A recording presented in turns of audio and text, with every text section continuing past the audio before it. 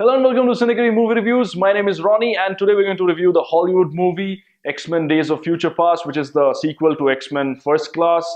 It stars the franchise regulars like Michael Fassbender, James McAvoy, Jennifer Lawrence, etc. But it also brings back the ones that were in the earlier franchise, that is Ian McKellen, Patrick Stewart, etc. This movie is also directed by Bryan Singer. And is it going to be as good as everyone is hoping it to be with all of this multiple plot twists? Well, hang on for the full movie review to find out. Singer wastes no time in putting you in the thick of the action from the beginning with a fight scene between mutants and Sentinels. Sentinels are truly devious beasts with an array of powers that make them seemingly unstoppable. Magneto and Professor X have allied as they know that the mutants are in a sticky situation thanks to the Sentinels. So Professor X patiently explains to Wolverine that the latter has to go back in time to 1973 and make contact with a young Charles Xavier and Erik Lehnsherr. Kitty Pryde uses her powers to send Wolverine back in time. Into the mix also is the shape-shifting Mystique with unbelievable fighting skills.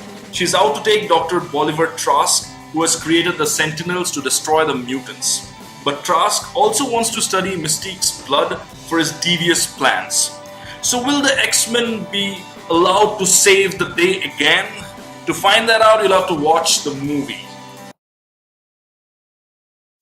Now we talk about the things that worked in X-Men Days of the Future Past. And one thing that has been consistent about this franchise has been in the performances from the cast. And this time also they don't disappoint. They have a great batch of actors like Fassbender, McAvoy, Lawrence. And this time even Hugh Jackman joins in and gives a great performance because he has been given a lot of meat in this film. Also, the plot in the movie is really good. It's not like the normal superhero movies. They actually take stuff from the comic books and implement it nicely.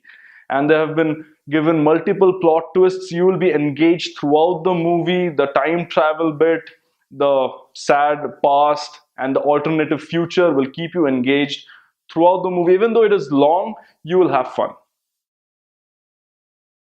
Now we talk about the things that did not work in X-Men Days of the Future Past. First, we talk about the action sequences.